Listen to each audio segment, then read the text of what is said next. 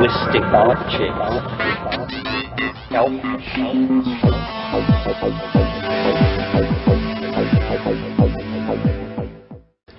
Greetings from Cyberdelic Space. This is Lorenzo, and I'm your host here in the Psychedelic Salon. Now, before we get into today's program, I want to be sure and thank Jeremy S., Vipal P., and Joel S., all of whom have been so kind as to send donations to help offset expenses incurred in producing and publishing these podcasts. Thank you ever so much, one and all, for your very generous donations. And as for today's lecture, well, it comes from a weekend workshop given at Esalen in August of 1998. And it features two people that you've heard from before here in the salon, Terence McKenna and Mark Pesce. And one of the main reasons that I'm playing this today is that I've received copies of it from a half dozen or so people.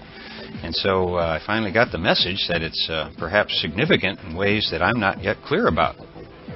Now, what we're about to hear is only a small portion of the entire workshop, but if this conversation grabs you, well, the good news is that the entire weekend workshop is available for your listening pleasure on one of Mark Pesce's websites. And I'll post a link to them with the program notes for today's podcast on our Notes from the Psychedelic Salon blog, which you can find at psychedelicsalon.org. Or you can just go over to Mark Pesce, M-A-R-K-P-E-S-C-E, markpesce.com, where you'll find this workshop and much, much more. As I said, I've received copies of this talk from several sources, and tape 2, which I'm about to play right now, begins the same way on every copy, and that is with Mark more or less in mid-sentence as he was talking about Robert Anton Wilson's book, Cosmic Trigger, in which Terence is mentioned. Tape 1, by the way, consists primarily of brief personal introductions given by the people in the audience. So now let's begin with Mark Pesce at Esalen, sometime in August 1998, as he begins their discussion about TechnoPagans at the end of history. This Cosmic Trigger, probably on the influence of some psychedelic drugs, but we'll come to that. And in it, he summarizes yours and your brother's work on the time wave, and he in fact charts out history into 3 major sections: this 67-year section, which will comprise the bulk of my life, an interesting 13-month section, which will happen in 2011, and then an interesting 6-day section, which will happen immediately preceding the winter solstice in 2012, in which I believe during the last 6-day session there will be more novelty than has existed on the planet since ever. And I looked at this, and I had been reading. I'd started off easy, so I'd read Alvin Toffler, and then I could take a little bit more, so I worked myself up into Pierre Teilhard de Chardin, and then I came across that, and I said, well, this appears to be the case. It was confirmed to me internally in a way that I could not particularly argue with. I could not argue out of. It was simply a foundational fact. And all of my work thereafter was based on a premise that the universe is seeking a type of closure, that in fact things are converging. And so my own life study had been perhaps an exploration of what those avenues of convergence were. And it ended up over a period of years that my own life story became a search to create the forms of that convergence. So we'll now flash forward to my first experience of virtual reality, which happened in 1990 and required absolutely no technology except about 500 micrograms of LSD-25. I'd been thinking, I'd been reading, and all of a sudden I drop acid after several years. And of course, if you've taken several years break and all of a sudden thrust yourself back into that realm, you can find that things really pop up. And I found myself in a virtual world. And what I found in this virtual world, the thing that I must have suspected that I would find in this virtual world, wasn't an artificial Tron-like environment. It wasn't something that was entirely artificial. What I beheld in that environment was an image of the planet, as if I was cruising above it in a spaceship. And I knew that part of my own destiny as connected with virtual reality wasn't to escape into another dimension, but to find a way to make real to us the things that we can't always see, because we exist at a level of scale, of experience that hides them from us. And at that point in my life, I decided I needed to leave New England and come to California, where everything was really going on. This was 1990, and VR was the hot new thing. And we forget now that VR was the hot new thing before the internet became the hot new thing, but for a while, it was the cheese. And I moved to San Francisco, which made it much easier to get good drugs. And I started to explore, by building systems, what virtual reality was. And this started to have a profound change on my own understanding of how reality was constructed, because my psychedelic description of reality, which is that mind forms reality, began to conflate or become identical with my physical or scientific description of reality, which is that mind forms reality. And all of a sudden I understood that everything I used to understand about the way the universe works wasn't as true as I had thought. And so this began to inspire in me a search to get to some basic level of being that would allow me to work in a world that was manifest because of my own will, and just as much as manifest because of your own will. Because where we're going, the simulated and the real are going to get really blurry. And we don't have any tools. We don't have any tools of mind. Western culture, which is based on this idea of this objective external reality, it's not hard. It's all become very soft, and it's all flowing together. So we need to now start to find ways of describing what's going on.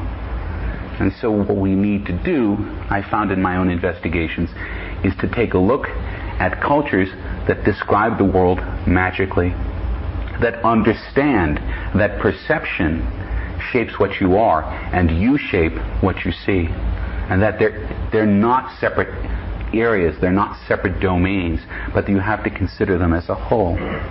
So the four sort of prongs that got talked about in the blurb that was written for this piece are technopaganism. And technopaganism is maybe, you could describe it a bunch of different ways, and I certainly didn't make the word up, and I certainly didn't apply the word to myself, but it stuck because Wired magazine published an article 2 years ago with my face blazoned on it, Photoshop reversed in color, and said, "This is a technopagan." And really what it was trying to do was trying to articulate my own experience of being thrust into this world where everything was melting and nothing was solid, and trying to come to grips with it philosophically, trying to come to grips with it ontologically. And my own explorations had led me to understand that, in fact, in a world where anything you want is true, the only way you can deal with this is by learning how to deal with your will. Dealing with your will is what magic has always, in all cultures, always been about. This is why the shaman doesn't go insane when the world just disappears. He's ready for it. They're ready because they understand that where they are isn't bound up in their view of the world. The internet is a connective layer, and you were talking about this last night. It's beautiful. If you took a picture of this room in 1990 and you took a picture of it today, everything would look exactly the same, and yet everything is completely different. Because in 1990 we didn't have this layer of bits that's flowing seamlessly among all of us. And it's changed us. It's radically sped up the way we deal with information in society. And every bit of information that passes through you changes you. You cannot be unaffected in any way by any bit of information. So the internet is acting as this enormous accelerator. It's acting as something that's passing through all of us and radically transforming us. And part of what it's doing is ripping us apart. And that's dangerous. If we don't approach that carefully, and if we don't approach that with a lot of heart, we're going to find ourselves and what we think of as ourselves ripped away in that process. One of the reasons why I think it's very important that this is happening at Esalen is because if Esalen were running a political campaign, their slogan would be, "It's the body, stupid." Because it begins here and it ends here. And if we can stay in our bodies, even while we're projected into cyberspace, we have some zone for sanity. We have some zone for being. And psychedelics can produce these boundary dissolutions where you flow into another thing, Well, we're going to see, and it's actually quite true, that certain types of VR can produce precisely the same affect. There are zones where virtual reality can be very dangerous for that reason, or incredibly powerful and meaningful for that reason. So where I would like to work from this weekend is I really want to work from the heart. I personally think, in my own philosophy, that to work in technology, you have to work from the heart center, because otherwise you'll create golems, you'll create Frankensteins, your creations will run away from you. And that's the essence of the story of the golem, is that this is a creature that was created with the breath of life, but without the light of knowledge or the heart of God. So we really have to work from that. And one of the things that we'll be doing this weekend for that, and we're inviting you, I don't think we're requiring you, because that would just not be in the tenor of this place, but we're inviting you at 7:30 in the morning, both tomorrow and Sunday, to come practice Kundalini Yoga. And Kundalini Yoga works very much on the heart center. It's not strenuous. I guarantee it will be fun. We have a very good teacher. James will be teaching this. And the idea is that with these exercises we can help to open up our heart center, so that when we talk tomorrow, when we meet tomorrow, we can really be working from that, even when we're talking about these ideas that may be very technologically relevant. They won't be isolated in our minds. That all said,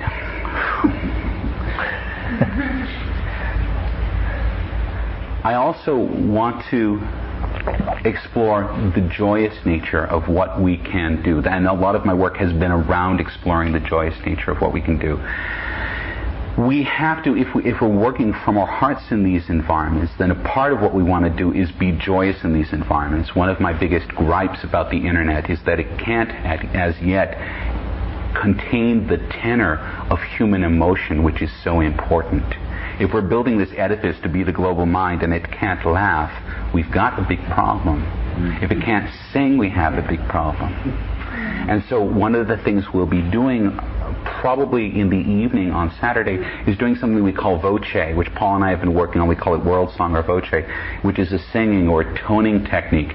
And it can produce a quality of connection in a group of people, which is the closest I've heard it described as almost like instant ecstasy in the sense of the drug. And it's as a temporary sort of lowering of interpersonal barriers in a really, really wonderful way.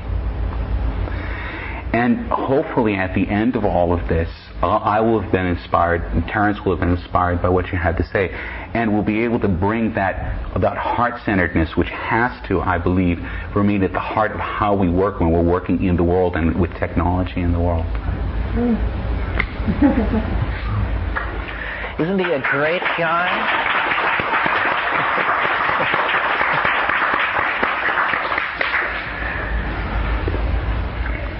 If I had the Timothy Leary laurels with me, I'd hand them on. The bad penny could pass. Well, I love listening to Mark rap this stuff, and he really knows where he's coming from, and it's exciting stuff. I've been into this psychedelic thing since the late 60s, and it's transformed in different ways, and there's been a strange sort of literary parallelism or cloud over my own life, so that as my obsessions evolved, society obligingly evolved in the same directions. And when I got started with psychedelics, it was because I was interested in the mystical experience, a la Jakob Burma and Thomas Traherne and all that sort of thing. And I had read Aldous Huxley's book, The Doors of Perception. So it was a spiritual intentionality. And as time passed, I was completely satisfied in that, but I also became interested then in what were psychedelics in terms of their impacts on large numbers of people and on human social and cultural evolution, because to me it was just this incredible power, this dimension which my own culture completely denied and overlooked, but that obviously from the first time I had a major trip on, it was clear to me that this had to have evolutionary implications. And it seemed to me, as I read my Darwin and Freud, that there had to be some kind of quickening influence in human emergence that, if not outright transcendental, was certainly unique and out of the ordinary order of nature. And so then I spent years thinking about psychedelics' implications for human evolution, and most of you, if you're interested, know my theories about all this. Well, then the engagement with it extended further, and I began to see it as a lens for coordinating large amounts of data in order to essentially prophesize the future. That the future, somehow I had the notion that history and the individual life built around the psychedelic experience were fractal reflections of each other. And that led to the conclusion that history is a trip. And that led to the conclusion that the best was yet to come, or the yest was bet to come. I'm not sure. So it had this socio-political and historical implication, and it wasn't as simple as just imagining what would happen if societies would permit these things, but I could also see that it was a catalyst on imagination. That whatever it was that psychedelics were doing, it was taking anybody's notion of reality, anybody's mindset, and radically extending it. And if they found that comfortable, they were ecstatic, and if they found it horrifying, they were traumatized. But the common thread was takes ordinary minds, makes them bigger, stranger, more grotesque, less predictable, more bizarre. So then that was not yet the outer parameter of the issues that this phenomenon, the psychedelic experience, seemed to engage. It seemed to me that at the personal and experiential level, the thing that was so astonishing about it was not that it led, at least for me, directly to God. What it led to was more art than I conceived of existing. How was it that, in a 5-hour psilocybin trip, an ordinary person lying in darkness sees more art than is stored and cataloged in all the museums of Europe? I mean, this was confounding to me. And I had a Jungian bias, too, so I was full of the notion of the commonality of the unconscious and all that. And so I was puzzled, why don't I see these motifs in Tibetan painting, Shipibo carving? How can something which is so near, over a very slight energy threshold involved in taking these substances, be so distant from our cultural values and our store of images? And it was around this time, roughly 1990, that I began to hear the first buzz about virtual reality. And I knew, the minute I understood the concept, I knew, in the same way that I knew when I heard about the first Mac and LSD and potassium sugar perchlorate rocket fuels, that this was going to be the next great thing. And as a tool of art, as a tool for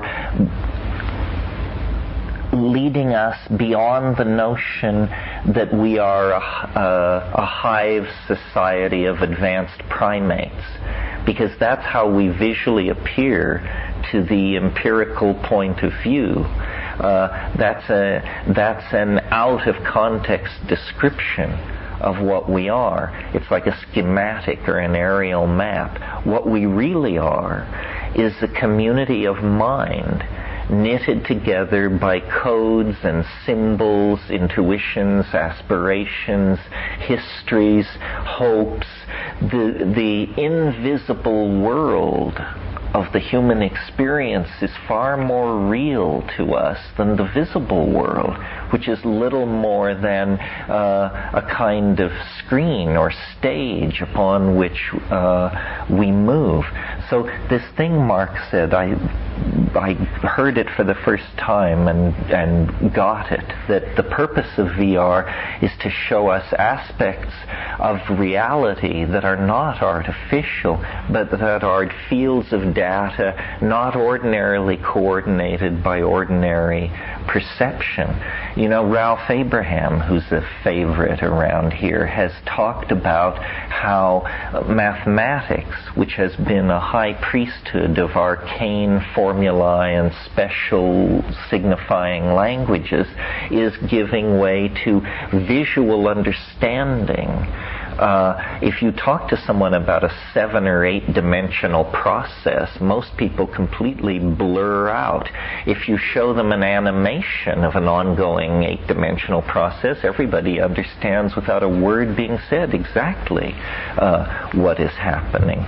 So I see virtual reality as a way not of escaping any notion of empirical reality, but as a way of reportraying invisible levels of the given world that are very vital and important to us. How we see flows of energy, how we understand complex economies, how we understand the fractal hierarchies of nature. Everything is about to get very much more complicated, much larger. The number of choices are about to exponentially explode. In a sense, these technologies point us toward, if not literal godhood, then a kind of fictional godhood. We are all going to become the masters of the narrative in which we are embedded. Our separate stories are going to take on dimensions so multifarious that for all practical purposes we will each move into a cosmos of our own creation and control. It's in a way, all that is happening is that what is already co-present with three-dimensional reality is being literalized, but literalized in time scales that make the nature of the game apparent to all but the dullest among us. I mean, after all, we have always lived in virtual realities ever since we abandoned nomadism and defined a polis and a wilderness. And, when Hammurabi set up the first codes in Babylon, these were operating codes. These were constraints on the human system that did not fully implement its capabilities, but rather defined and limited it for purposes of implementing certain design goals. Well, now we've been in the birth canal of the design process for about 8,000 years now, and we can see light at the end of the tunnel. The French have a notion of forward escape. That means when the situation gets so crazy, then you just hit the accelerator and drive straight up the middle, and that's the forward escape. And technology represents this for us. Our ideologies are probably lethal, obviously lethal, I would say, but they are fortunately a kind of chrysalis of ideological constraint that technology is in the process of dissolving. And, William Butler saw this in the 19th century. Teilhard de Chardin reached it in the 40s and the 50s. McLuhan expressly articulated this vision in the 50s and the 60s. This is really, as Ahab tells the crew in Moby Dick, this is what you've shipped for, mate. This was the plan. Plato said if God does not exist, man will create such a thing. And we are creating a simulacrum of our highest hopes. And the effort to define the actual delimiting architecture of our hope is an intellectual exercise that we have never previously submitted to. And what I mean by that is, when you can do anything, what do you do? We've always worked within the constraints of mortar, glass, steel, our economic scales, the physical scales. VR eliminates all of this. The difference between a 10-story building and a 100-story building in virtual reality is 1 0 in a line of code. Well, with that kind of freedom, the human imagination, which has been defined by limitation, the planet's surface, the needs and wishes of others, is going to unfold in these super spaces. And, it's a Gnostic epiphany. If you believe it, what it really comes down to in terms of the politics and psychology of it is a final resolution, to my mind, of the question, is man good? In other words, with all constraints removed, do we descend into a world of Freudian nightmare and simulated sadomasochism, or do we express something which matter always mitigated against? So that's what I think is... I'm sure we will do both. I mean, the essence of choice means not only will we collectively do both, probably each and every one of us will do both, Occasionally you flop on the seamy side. It gives a literary quality to life that's lacking among the tight ass. So... well, I don't know. It's 9:45. Do you want to riff off that for a bit, and then we'll send these folks packing?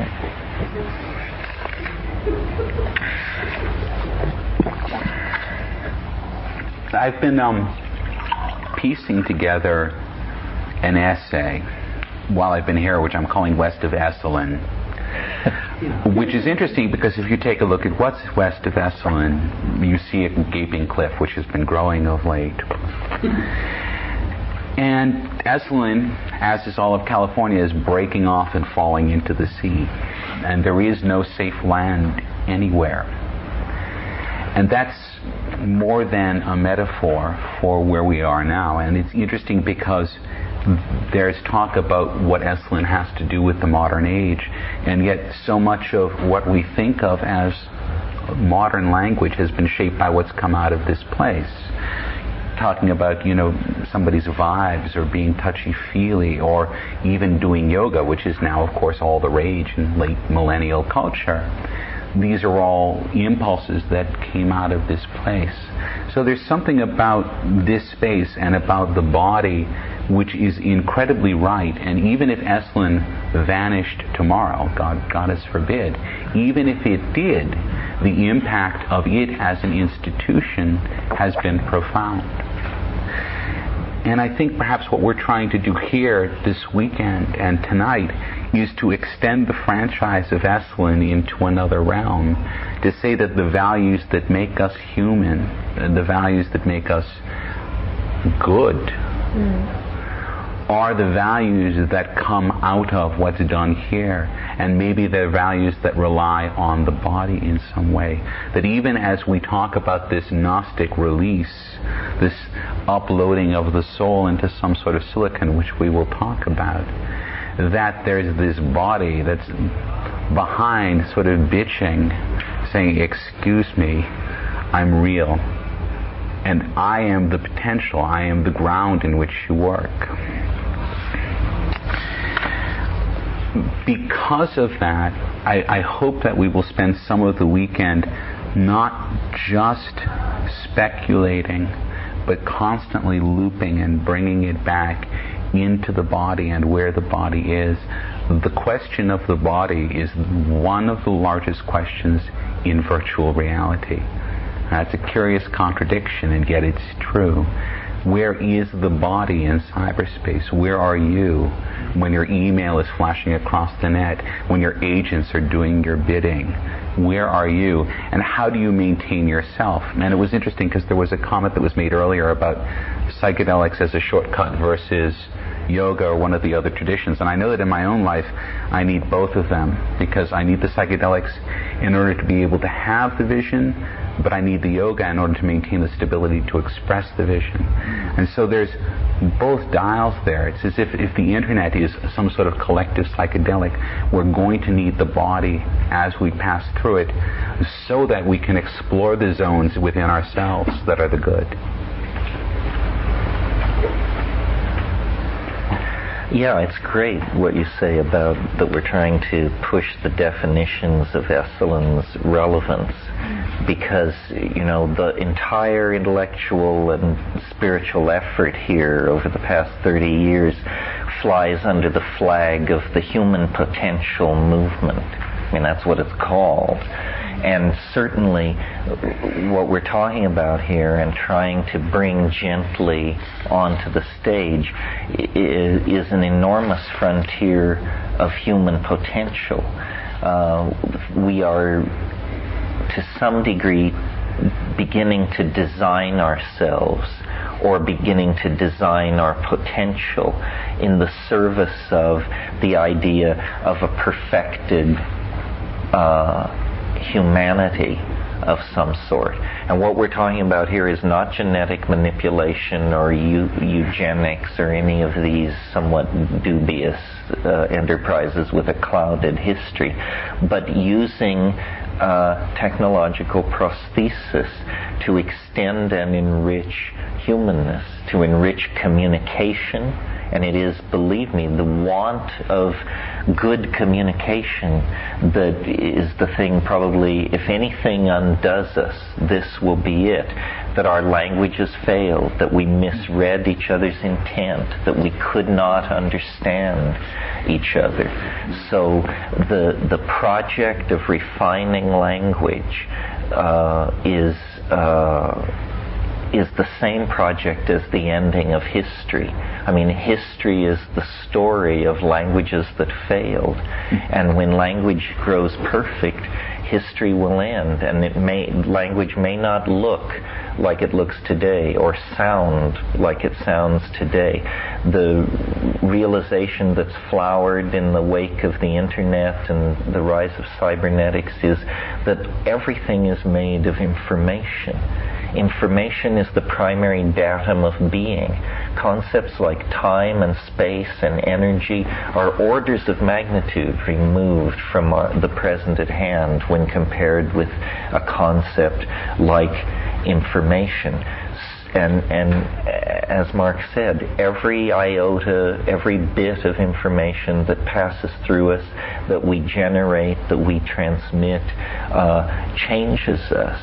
So I'm seeing here almost a theosophical epiphany of language trying to bootstrap itself toward realms of Platonic perfection, which as organic beings we experience as love. Love, beauty, truth. These are the vectors of human becoming. They always have been, they always will be. And the technologies that open these paths for us are no more and no less powerful than the human beings that wield them. So, this is an enterprise of integrity and millennial implication.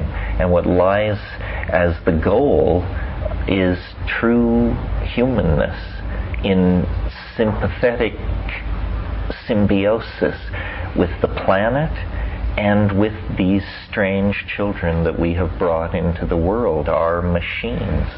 I mean, that is the challenge at the end of history, and that's what we'll be talking about this weekend. Although I'd like to add my 2 cents to some of the things that Mark and Terence just covered, I'm a little pressed for time right now, and so I'm going to pass up the opportunity, at least for now, and talk for a few minutes about a couple of other things that are on my mind. To begin with, there are some comments I'd like to make about 2 other podcasts that many of our fellow saloners have no doubt heard. One is about the ongoing discussion about meditation versus the psychedelic experience that began on Max Freakout's Psychonautica and has more or less been carried to its conclusion in KMO's podcast number 64 from the Sea Realm.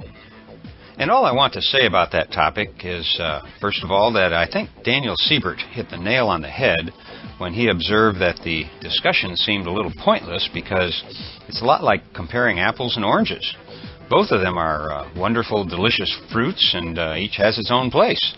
So it seems to me that when people begin arguing about the relative merits of those 2 technologies, what they're really doing is trying to justify their own chosen path by attempting to convince others that their path is the only or the best path, when the truth, at least as I see it, is that whatever path works for you is the perfect path, at least for you.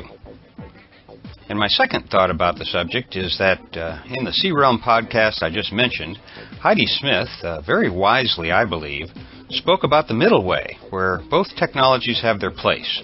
And for me, the wisdom of that way has been clearly pointed out over the years as I got to better know my dear friend Myron Stolaroff. Myron, as you know, has probably had more psychedelic experiences, both in number and variety, than any of us will ever approach. And he is also the most dedicated meditator that I've ever known. He truly walks the middle way, so those are my ideas on that subject. The other thing that got my attention the other day was in Max Freakout's Psychonautica number 20. And in that program, at one point, Max says, "There is no cultural place, no cultural validity for radically, magically altered states of consciousness." Now, to a very large extent, that's true. However, there is one exception I know about, and it relates to the only issue that Max and I haven't seen eye to eye on, and that has to do with the use of ayahuasca. Now, I want to preface this by saying that Max is wise enough to allow for the possibility that he may change his own position once he's had a little experience with the vine and can make an informed judgment on his own. Now, what I'm talking about is the point that both Matt Palomary and I believe, very strongly believe, that the only authentic ayahuasca experience worthy of the name is one that's done in a small group and with a seasoned ayahuasquero leading the ceremony. Now, like Max and Terence McKenna, my preferred method for using our sacred medicines is to do them alone. And since Max has not yet had the opportunity to personally experience ayahuasca, he very understandably believes that taking it should be no different than, say, using mushrooms. And until I had a dozen or more experiences with the vine myself, I probably would have gone along with him. But over the past several years, I've had the great honor to be a member of a small clan that comes together from time to time and joins in ayahuasca ceremonies. And they're always led by a Peruvian ayahuasquero we have all known for many years. Now, I'm not in a position to go into any details about this, but I know with an absolute sense of knowing that it would be impossible to come even within sight of the experiences that we've had together without doing it in a group and with a seasoned ayahuasquero managing the group's energy. And by the way, while the experience takes place in a group, and while there is a so-called leader, it still isn't a group experience. And the leader actually does no leading. He's really there to smooth out the group's energy when it gets out of control, and he does this by singing acaros, our musical lifeline back to this little planet. He's actually more of a safety net than a leader in any normal sense of that word. And as for simply obtaining some ayahuasca brew, well, once you know a little something about the tea, as some people call it, you soon understand that it really isn't as simple as all that. You see, there are several different varieties of ayahuasca vine and several different varieties of the chacuna tree. Also, the age of each plant makes a significant difference, and the combination of the two plants is never the same, because there just isn't a simple recipe that tells you to put so many grams of this and so many grams of that in a pot and cook it at such and such a temperature for a certain period of time. It just doesn't work like that. I've had one brew that came from a vine that was over 50 years old. And I'm here to tell you that the experience I had that night was unlike any ayahuasca experience I've had before or since. Each batch of ayahuasca holds its own special magic, and by taking it from the man or woman who harvested the vine and the leaves and then made the brew herself or himself, well, it does make a difference, a tremendous difference from any experience that is possible just by scoring something that's being passed off as ayahuasca and taking it alone in your apartment. So enough lecturing, and my apologies to Max and to all the other saloners who have taken issue with Mateo and myself over this issue. But as a dear friend of mine once said, we do know what we know. Enough said. Well, I'm going to have to cut this short today because I've fallen behind in preparing my new podcast channel, The Matrix Cast, which is where I'll be playing some interviews, conversations, and lectures that I've collected, but which don't quite fit in the mix here in the salon. Initially, I'll only be producing one podcast a month under that banner, but in time I plan on picking up the tempo both there and here in the salon, because I'm suddenly being inundated with new material that I think you're going to find very interesting. So now, when I'm cruising in the areas of philosophy and metaphysics, the Psychedelic Salon is where you're going to find me. And when I'm in a more down-to-earth mood, I'll drift over to the Matrix Cast, where the talk will be more about the physical world that we now find ourselves in. And by the way, the first program in that new Matrix Cast series, which will begin tomorrow, November 22nd, 2007, well, it'll feature a long conversation that Bruce Damer and I had one night last year. And should you venture over that way, I hope you'll also find those podcasts interesting. Now, before I go, I want to mention that this and all of the podcasts from the Psychedelic Salon are protected under the Creative Commons Attribution Non-Commercial Share-alike 3.0 license. And if you have any questions about that, just click the Creative Commons link at the bottom of the Psychedelic Salon webpage, which may be found at psychedelicsalon.org. And if you have any questions, comments, complaints, or suggestions about these podcasts, well, just send them to lorenzo@matrixmasters.com. And for now, this is Lorenzo, signing off from Cyberdelic Space. Be well, my friends.